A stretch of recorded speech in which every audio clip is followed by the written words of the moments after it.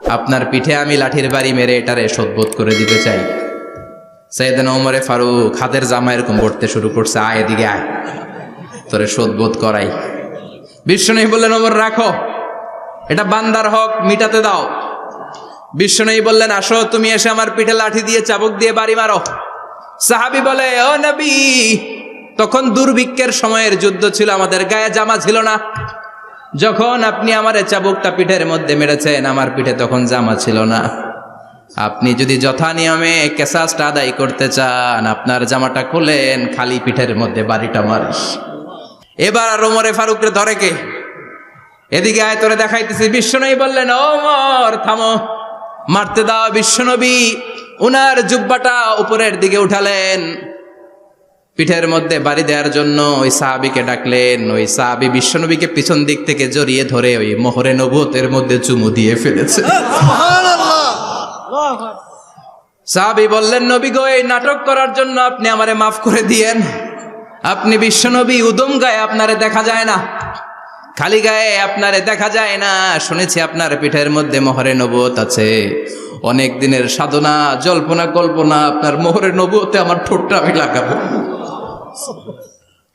আপনার মোহরে নবুয়তের মধ্যে আমার ঠোঁটটা লাগিয়ে আমার ঠোঁটটারে আমি জাহান্নাম থেকে পরিত্রাণ করাবো। এজন্য প্ল্যান প্রোগ্রাম করে এতক্ষণ আপনার জামাটা খুলতে বলেছি। আপনার উপরে আমার কোনো হক নাই। আমার আব্বা মা, আমার সম্পদ, আমার জীবন আপনার জন্য কোরবান গো নবী। বিশ্বনবীর পিঠে বাম দিকে খাতামুন নবুয়া ছিল, মাহরে নবুয়া। কোন বর্ণনা এসেছে উনি এই মাহরে নবুয়া দিয়ে পিছন দিকে দেখতেন। বিশ্বনবী যখন নামাজ পড়তেন উনি বলতেন, ইস্তাকিমু ওয়া'তাদিলু ইয়ারহামুকুমুল্লাহ, কাতার সোজা করো, ফাঁকা জায়গা বন্ধ করে দাও, কারণ আমি সামনে যেমনি দেখি পেছনেও তেমনি দেখি। অনেকে বলেন বিশ্বনবী পেছনে দেখতেন এই মাহরে নবুয়তের জায়গাটা দিয়ে। এটা ছিল বিশ্বনবীর behind CC camera, behind close circuit camera. আল্লাহু আকবার। বিশ্বনবী ছাড়া কোন নবীর পিঠে এরকম মাহরে নবুয়া ছিল নাকি? কথা বলেন। এজন্য ওই নবীরে গালি দিলে সহ্য হয়? কথা বলেন, সহ্য হয়? আবিয়াদুল ইবতাইন, বগল ছিল শুভ্র সাদা। আমাদের বগল কি সাদা?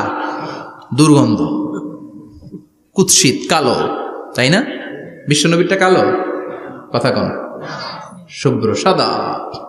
আমরা দোয়া করি এভাবে। বিশ্বনবী মাঝে মাঝে দোয়া করতে করতে বৃষ্টির জন্য যখন দোয়া চাইতেন, আরাফার ময়দানে যখন দোয়া চাইতেন, দোয়া করতে করতে হাতটারে উপরের দিকে করতেন। সবাই এরকম হাত তোলেন, সবাই হাত তোলেন।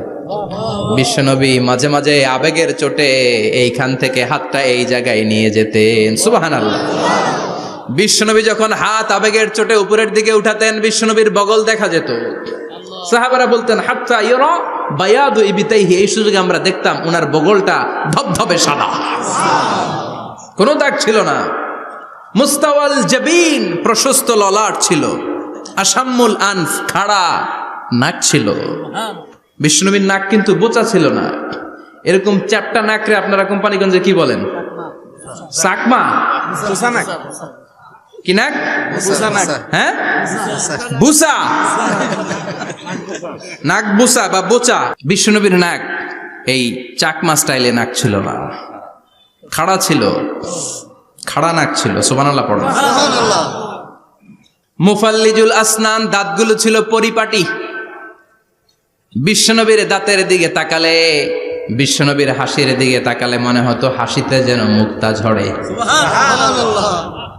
বিশ্বনবী দেখতে কেমন ছিল আন্দাজ পাচ্ছেন না মোটামুটি? এই চমৎকার দেহটা নিয়ে যখন আয়নার সামনে দাঁড়াতেন, বিশ্বনবী জোস জোস পোজ দিতেন না। এখনকার ছেলেপেলেরা বলে আয়নার সামনে দাঁড়াইয়া দেই জোস জোস পোজ, আছে না নাই? বিশ্বনবী জোস জোস পোজ দিতেন না। বিশ্বনবী আয়নার সামনে দাঁড়িয়ে বলতেন, আল্লাহুম্মা হাসানতা খালকি ফাহসিন খুলুকি। ও আল্লাহ, আমার চেহারাটা যেমনি আপনি সুন্দর বানিয়েছেন, আমার হৃদয়টারেও সুন্দর করে দেয়। What a attitude, what an attitude! কি অ্যাটিটিউড ছিল ওনার! আমরা আয়নার সামনে সেজে পড়ে দাঁড়ালে চুলকে সাইজ করি, পাং করি, স্টাইল করে ডিজাইন করি। বিশ্বনবী সুন্দর চেহারাটা নিয়ে যখন আয়নার সামনে দাঁড়াতেন বলতেন, আল্লাহ, আমার চেহারাটা যেমনি সাদা, হৃদয়টারেও সাদা করে দেন। কিছু মানুষ আছে চেহারা সাদা হৃদয় কালো, আছে না নাই? কিছু মানুষ আছে চেহারাটা কুচকুচে কালো অন্তরটা সাদা, এমন মানুষও আছে না নাই? বিশ্বনবীর ভেতরও সাদা বাহিরও সাদা, সুবহানাল্লাহ।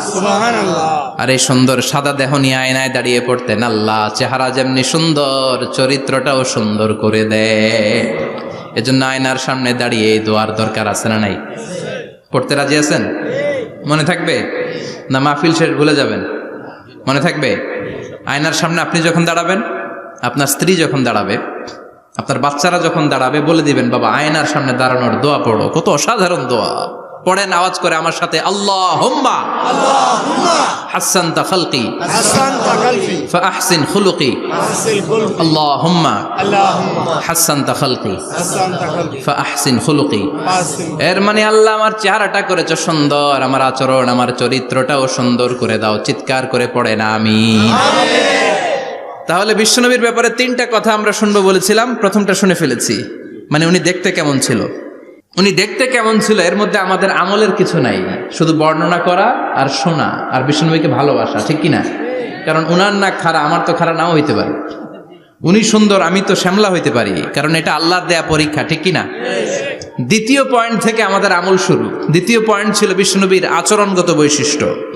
আমার নবীর বিহেভিয়ার কেমন ছিল, কন্ডাক্ট সিস্টেম কেমন ছিল, ম্যানার কেমন ছিল, মানুষের সাথে কমিউনিকেশনটা কেমন ছিল, ব্যবহারিক জীবনটা কেমন ছিল, এগুলো আমল করার দরকার, আছে না নাই?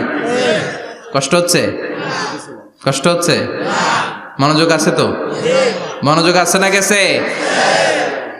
আমরা এবার শুনবো বিশ্বনবীর আচরণ কেমন ছিল। বিশ্বনবী যখন রাস্তা দিয়ে হাঁটতেন, ইয়ামশি হাউনান, বিনয়ের সাথে হাঁটতেন। ইয়ামশি হাউনান, রহমানের বান্দারাও বিনয়ের সাথে রাস্তা দিয়ে হাঁটে, ঠিক কিনা? ওয়া ইবাদুর রহমানিল্লাযীনা ইয়ামশুনা আলাল আরদি হাওনাও ওয়া ইযা খাতাবাহুমুল জাহিলুনা ক্বালু সালামা। রহমানের বান্দারা যখন রাস্তা দিয়ে হাঁটে, বিনয়ের সাথে হাঁটে, তারা অহংকার প্রদর্শন করে না, মানুষের সাথে বিনয়ের সাথে রাস্তা দিয়ে হাঁটে। এজন্য রাস্তা দিয়ে যখন হাঁটবো বিনয়ের সাথে হাঁটবো। রাজি আছেন তো? নাকি অহংকার প্রদর্শন করে হাঁটবেন? বিশেষ করে যুবকেরা, 3-4 জন যুবক একসাথে হলে রাস্তায় ওদের আর কারো হুঁশ জ্ঞান থাকে না, পুরো দুনিয়াটাই মনে হয় দুনিয়াটাই আমার, আছে না নাই? না, মুরব্বীকেও সম্মান করবা, মহিলাদেরকে সম্মান করবা, তোমার জায়গায় তুমি হাঁটবা, ভদ্রভাবে হাঁটবা। ভদ্রভাবে হাঁটার দরকার, আছে না নাই? উনি মুরব্বী, একদিন উনিও তোমার মতো যুবক ছিল, ঠিক কিনা? এই যে আমার কালো দাড়ি আজীবন কালো থাকবে? কথা বলেন। উনার সাদা দাড়ি ছোটবেলায় মনে সাদা দাড়ি নিয়ে আসছিল না? হ্যাঁ, উনিও একদিন তাগড়া যুবক ছিল। উনিও কোম্পানিগঞ্জ বাজারে দাঁড়ালে লোকজন তাকিয়ে থাকতো, ঠিক কিনা? তার মানে রং ধরা যৌবন জং ধরে শেষ। যৌবন সব সময় থাকে না, সার্টেন একটা পিরিয়ডের জন্য আল্লাহ দিয়েছে। এজন্য যুবক ভাইরা, তোমাদের রক্ত গরম, তোমাদেরকে বিনয়ী হতে হবে বেশি, ঠিক কিনা? রাজি আছো তো সবাই? বিশ্বনবী বিনয়ের সাথে হাঁটতেন। ওয়াকানা ইয়াতাবাসসাম, সবসময় মুচকি হাসতেন। কি করতেন? মুচকি হাসেন তো আপনারা? হাসেন না? মুচকি হাসবেন, কারণ মুচকি হাসতে পয়সা লাগে না। লাগে? মুচকি হাসি দেন তো একটা। এই যে সবার এখন মুচকি হাসি, পয়সা লাগছে? কথা কর। তাবাসসুমুকা ফি ওয়াজহি আখিকা সাদাকা, you smile to your brother, it's a charity. তুমি তোমার ভাইয়ের দিকে তাকিয়ে যে মুচকি হাসবে, এত সদকা দেওয়ার সওয়াব হয়ে যাবে। সুবহানাল্লাহ। বিশ্বনবী সব সময় মুচকি হাসতেন। হাসি 3 ধরনের, তাবাসসুম, দিহক, কাহকাহা। কাহকাহা মানে অট্ট হাসি, আলিফ লাইলার দত্তরা যেমন হাসি দেয় ওই হাসি। এটা নামাজের মধ্যে কেউ দিলে নামাজও শেষ, ওযুও শেষ। আর দেহেক, হালকা আওয়াজে হাসি, সামান্য দাঁত দেখা যায় মাঝে মাঝে। বিশ্বনবী মজা করে এরকম হাসি দিতেন, কিন্তু সব সময় বিশ্বনবীর ঠোঁটের মধ্যে মুচকি হাসি লেগেই থাকতো।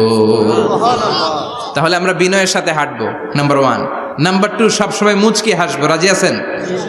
ঘরে যেই স্ত্রীকে একটা মুচকি হাসি দিবেন, আজকে রাতেই দিবেন, যেই একটা মুচকি হাসি। রাজি আছেন? হ্যাঁ, ভালোবাসা বাড়াই দিবে কে? কথা কয় না। ভালোবাসার কথা আসলে আওয়াজ কমে যায়। ভালোবাসার কথাও কোরআনে আছে না নাই? আল্লাহু আকবার। আল্লাহ দাম্পত্য জীবনের ভালোবাসা তুমি বাড়িয়ে দাও। আমিন। ইদাল তাফাতা ইলতাফাতা জামিআন, ইদাল তাফাতা ইলতাফাতা জামিআন।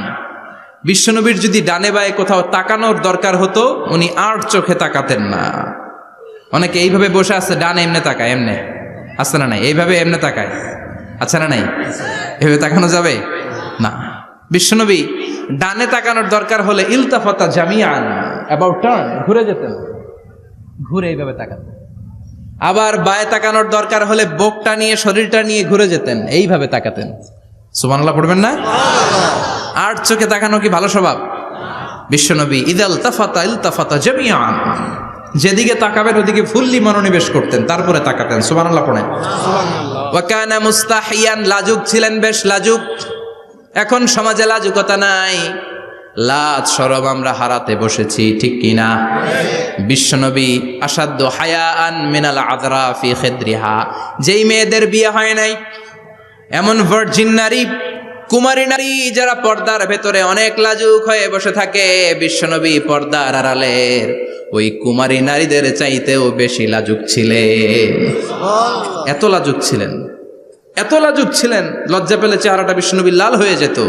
ছোট্টবেলায় হালিমাতুস সাদিয়ার বাড়িতে যখন দুধ খেতে গিয়েছিলেন, বিশ্বনবীর দুধমা হালিমাতুস সাদিয়া বলে, এই কুরাইশি মোহাম্মদ ছেলেটাকে কখনো কাঁদতে দেখি নাই। ক্ষুধা লাগলেও কাঁদে না, ব্যথা পেলেও কাঁদে না, শুধু লজ্জাস্থানের জায়গা থেকে কাপড়টা একটু সরে গেলে ছোট্ট মোহাম্মদ চিৎকার দিয়ে ওঠে। কি বোঝে সে? ক্ষুধা লাগলেও কাঁদতো না, ব্যথা পেলেও কাঁদতো না, লজ্জাস্থানের জায়গা থেকে কাপড় সরে গেলে বিশ্বনবী চিৎকার দিয়ে উঠতেন। সুবহানাল্লাহ পড়ে। এজন্য লজ্জা শরমের দরকার আছে না নাই? ইযা লাম তাস্তাহি ফাসনা মা শি'তা, যদি লজ্জা শরম না থাকে যা মন চাই তাই করতে পারো। এটা আমাদের বাংলাদেশে ব্যাপক, লাজ শরম কিচ্ছু নাই। এজন্য লাজুকতার বড় দরকার। যেখানে যার বসা দরকার সে সেখানে যাবে। কিয়ামতের আগে যেই লোক যেই চেয়ারে বসার দরকার ওই লোক ওই চেয়ারে বসবে না। এটা হলো কিয়ামতের আলামত। জোরে কোন ঠিক কিনা? সভাপতি হওয়ার যোগ্যতা নাই, সভাপতি হয়, আছে না নাই? সেক্রেটারি হওয়ার যোগ্যতা নাই, সেক্রেটারি হয়, এরকম সমাজে আছে না নাই? নেতা হওয়ার যোগ্যতা নাই, নেতা হয়, আছে না নাই? সবগুলো কিয়ামতের আলামত। আমার বিশ্বনবী এমন লাজুক ছিলেন, বিশ্বনবীর মতো এমন লাজুক নবী আর কেউ ছিল নাকি? কথা বলেন। ওয়াকানা আসহাবুল মাইমানা, বিশ্বনবী ডানপন্থী ছিলেন। কি পন্থী? কি পন্থী? মুষ্টিবদ্ধ ডান হাতটাকে এরকম উপরের দিকে করেন আর চিৎকার করে বলেন, বিশ্বনবী কোন পন্থী ছিল? আমরা কোন পন্থী? জান্নাতে কারা ঢুকবে? কোন বামপন্থীর স্থান জান্নাতের ভেতরে হবে? চিৎকার করে বলেন, কোন নাস্তিক জান্নাতে ঢুকতে পারবে?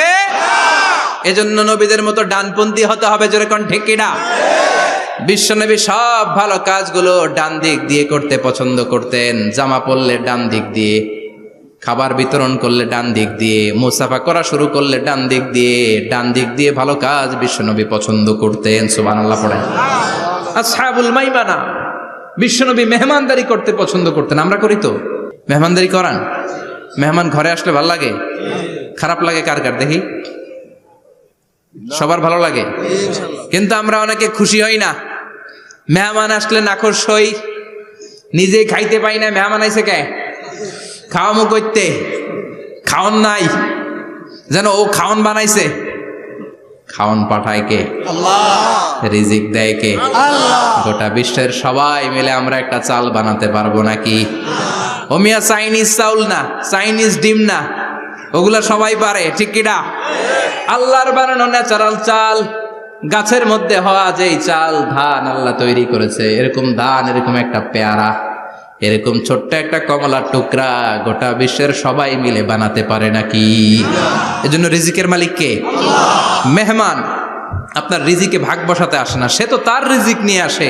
সে আরো এসে আপনার রিজিকে বরকত ঢুকিয়ে দিয়ে যায়। চিল্লা এখন ঠিক কিনা? কারণ আমরা বরকতে বিশ্বাসী। বরকত বিশ্বাস করেন?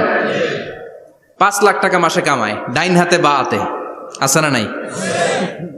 হালাল হারাম ইচ্ছা মতো কামায়, মাস শেষে কিচ্ছু থাকে না, এরকম ডাকাইত আছে না নাই? হসপিটালের একটা বিল পরিশোধ করতে 3 লাখ চলে যায়, ঋণের বোঝায় জর্জরিত, রাতে ঘুম নাই, তার মানে বরকত নাই। আরেকজনের বেতন 20,000, কয় হাজার? বাড়ি ভাড়া 6,000, বাজার খরচ 6,000, ছেলে মেয়ের স্কুলের বেতন 6,000, বেড়ায় দান করে আরো 1,000, আরো থাকে। সুবহানাল্লাহ পড়েন। দিস ইজ কল্ড বারাকা। 20,000-এর বেতনের ভেতরে বারাকা ছিল। 5 লক্ষ ইনকাম, 1 টাকাও নাই, ঠিক কিনা? এজন্য কোটি টাকার মালিক দেখলে মনে করবেন না অনেক সুখ। এই দুনিয়ার জীবনটা ধোঁকা, মোহাচ্ছন্ন হয়ে আছি আমরা। এটা ধোঁকা, এটা মরিচিকা, এটা চাকচিক্যময় একটা জায়গা। মৃত্যুর পর মনে হবে একটা দুঃস্বপ্ন ঘটেছিল আমার, বিশাল এক জগৎ পড়ে আছে সামনে। দুনিয়াটাই ধোঁকা, দুনিয়াটাই মোহের জায়গা। আমরা সবাই মোহাচ্ছন্ন হয়ে আছি। দুনিয়ার উদাহরণ হলো 3টা লাশ আর 4টা স্বর্ণের টুকরার সমান। 3 জন যুবক কাজের জন্য বেরিয়েছে, পথিমধ্যে 4টা স্বর্ণের টুকরা পেয়েছে। যুবক কয়টা? স্বর্ণ পাইছে কয়টা? মহা খুশি, খুশিতে বাকবাকুম। 4টা স্বর্ণের বড় বড় টুকরা পাইছে। আমরা আজীবন খেলে বসে খেয়ে যেতে পারবো, কিচ্ছু লাগবে না আমাদের। 3 বন্ধু বলে ভাগ করি, আরেকজন বলে ক্ষুধা লাগছে। একজন যা বাজার থেকে রুটি কিনে নিয়ে আয়, খাওয়ার পরে ভাগ করবো। একজন রুটি কিনতে গেল, শয়তান 2টারে বুঝায়, ওইটারে মারতে পারলে ভাগ বটোয়ারা সহজ হবে। তোরা 2 জন স্বর্ণ 4টা, তুই নিবি 2টা, ও নেবে 2টা। হিসাব সহজ না? 2 বন্ধু প্ল্যান করছে, ওইটারে মাইরা তুই 2টা, আমি 2টা। যেটা রুটি আনতে গেছে প্ল্যান করেছে, রুটির মধ্যে বিষ মিশায় নেই। কি মিশাবো? বিষ। তাহলে বিষ খাওয়া রুটি খেয়ে ওই 2টা সে সব পাবে, আমি পাবো। ভাগাভাগের কিছু নাই, সব যাবে আমার কাছে। 4টা স্বর্ণের টুকরার মালিক আমি। রুটির মধ্যে বিষ মেখে নিয়ে এসেছে। ওই 2 বন্ধু প্ল্যান অনুযায়ী ওইটারে ধরে মেরে ফেলছে। এবার মহা খুশি। এক বন্ধু কয়, এবার তো ভাগ বটর আর কিছু নাই, তুই 2টা, আমি 2টা, আগে খাইয়া লইস। আগে খাওয়ার পরে এই 2টাও নাই। 3টা লাশ, 4টা স্বর্ণের টুকরা। এটাই তো দুনিয়ার জীবন, ঠিক কিনা? আসল জীবন কবর থেকে শুরু হবে, কোন ঠিক কিনা? একদিন মাটির ভেতরে হবে ঘরে মন আমার, কেন বাঁধো দালান ঘরে মন আমার, কেন বাঁধো দালান ঘর, ঠিক কিনা? দুনিয়ার জীবন আসল জীবন না, এটা মরিচিকা, এটা ধোঁকা, এটা মোহ, এটা শয়তানের চাকচিক্য। আসল জীবন কবরের জীবন। আসল জীবন সামনে পড়ে আছে, এজন্য বরকতে বিশ্বাস করি আমরা, ঠিক কিনা? ল্যান্ড ক্রুজার দাপিয়ে বেড়ায়, বড় বড় টাওয়ারের মালিক, অনেক সম্পদের মালিক। এটা দেখেই মনে করবেন না অনেক সুখে আছে। ঘরে যেয়ে দেখেন কোনো সুখ নাই, ঠিক কিনা? সাধারণত টাকা যার বেশি, দুঃখ তার বেশি। টাকা যার কম, সুখ তার বেশি। সুবহানাল্লাহ পড়েন। আল কানাআতু মিনাল ইসলাম। এজন্য আমার শ্রমিক ভাইয়েরা, আপনাদের 1 পা জান্নাতে এমনি ঢুকে আছে। নামাজ পড়বেন, মা বাবার খেদমত করবেন, ইসলামের নিয়মগুলো মানবেন, 2য় পাটাও জান্নাতে ঢুকায় দিবে কে? আল্লাহ।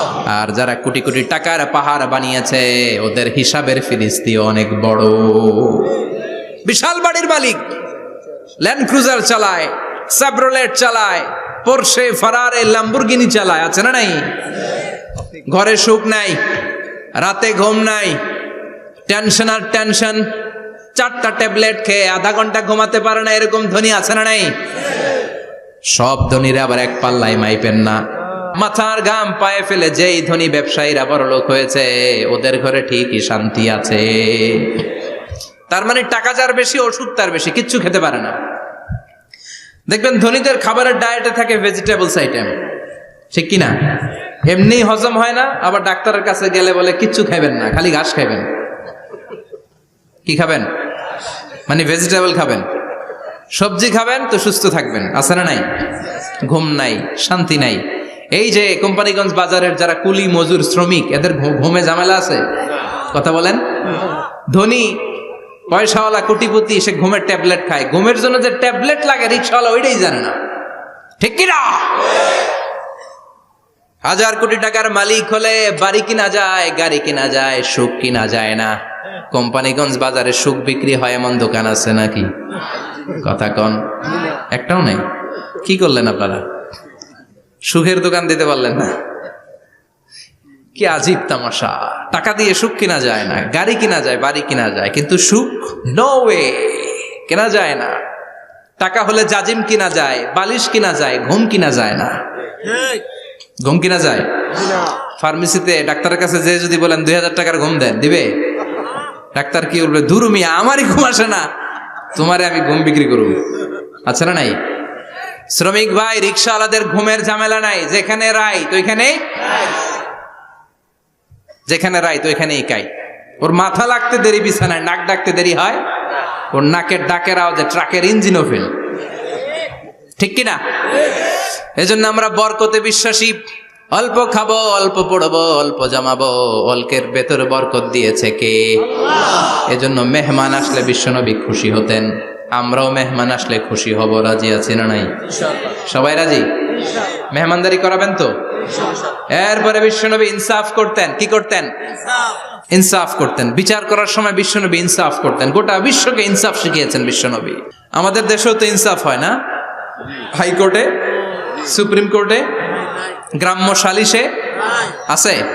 আছে? আহা, আহকামুল হাকিমিনের দরবারে সবগুলো বিচার আবার বসবে। চিল্লায় বলেন ঠিক কিনা? ও মিয়া, দুনিয়াতে বিচারপতি বিচারের রায় দেয়, ওই বিচারপতিরও বিচার আছে না নাই? সবচেয়ে বড় বিচারপতির নাম কি? বিশ্বনবী ইনসাফ করে গোটা বিশ্বকে দেখিয়ে গেলেন কেমন করে বিচার করতে হয়। বিশ্বনবীর কাছে কখনো বিচার আসলে বিশ্বনবী দুই পক্ষের কথা শুনে রায় দিতেন। পড়েন সুবহানাল্লাহ। সব সময় দুই পক্ষের কথা শুনে রায়। এখন কি দুই পক্ষকে সমান প্রিভিলেজ দেয়া হয়? কথা বলেন। কারণ কোরআন দিয়ে বিচার হয় না। কোরআন দিয়ে বিচার হোক আমরা চাই কি চাই না? আমার সংসদ ভবনের ভেতরে কোরআনের আইন দিয়ে সংসদ ভবন কায়েম হোক আমরা চাই কি চাই না? সেনাবাহিনীর ভেতরে দরবার হলগুলোতে যখন আলোচনা বসে কোরআন মাঝখানে থাকবে। চিল্লায় বলেন ঠিক কিনা? দেশের সবগুলো ক্যান্টনমেন্টের ভেতরে কোরআন থাকার দরকার আছে না নাই? সবগুলো আদালতের ভেতরে কোরআন থাকার দরকার আছে না নাই? কোরআনের আইন অনুযায়ী আমার দেশের সব নিয়ম কানুন চলবে আমরা চাই কি চাই না? এই কোরআনের আইনের বিরুদ্ধে যদি কোনো আইন পাশ করা হয় আমরা ওই আইনের বিরুদ্ধে চিৎকার করে বলেন ঠিক কিনা? আমরা এই কোরআনের জন্য সব বাজি রাখতে রাজি আছি। আমরা জীবন বাজি রাখতে রাজি আছি। আমরা দেহের তাজা রক্ত বিলিয়ে দিতে রাজি আছি। জোরে বলেন ঠিক কিনা? কোরআনের জন্য কে কে ময়দানে থাকতে রাজি আছেন? হাত উঁচু করে আল্লাহর দেখা।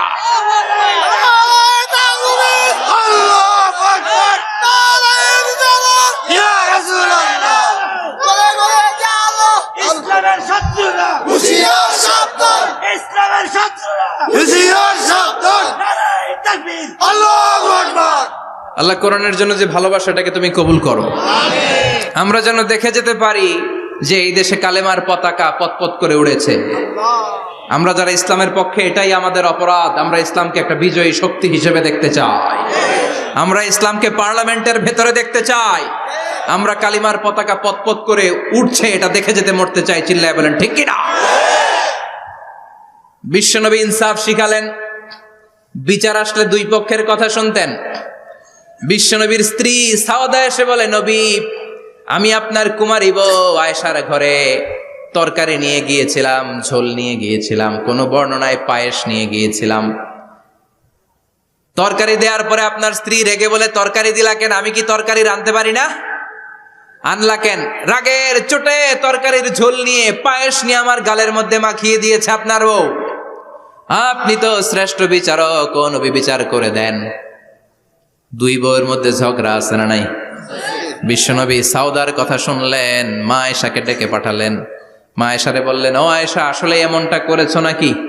মা আয়েশা বলে, নবী, তখন আমার মেজাজটা বড্ড গরম ছিল, রাগের মাথায় ঝোল নিয়ে আমি সাউদার মুখে লাগিয়ে দিয়েছি। আসলে কাজটা ঠিক হয় নাই, আমারে ক্ষমা করেন। বিশ্বনবী দুইজনের কথা শুনে ঠান্ডা হয়ে বসলেন। সুবহানাল্লাহ। একজনের কথা শুনে রায় দেয় নাই, ঠিক কিনা? দুইজনের কথা শুনে বিশ্বনবী বললেন, আমার আদালতের রায় হচ্ছে কিসাস, টিট ফর ট্যাট।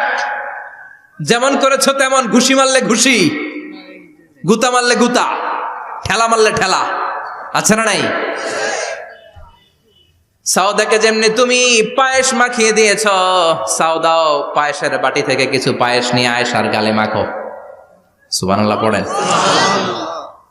সাউদাও বিশ্বনবীর রায় অনুযায়ী বাটি থেকে পায়েসের ঝোল নিয়ে মা আয়েশার গালের মধ্যে মেখে দিলেন।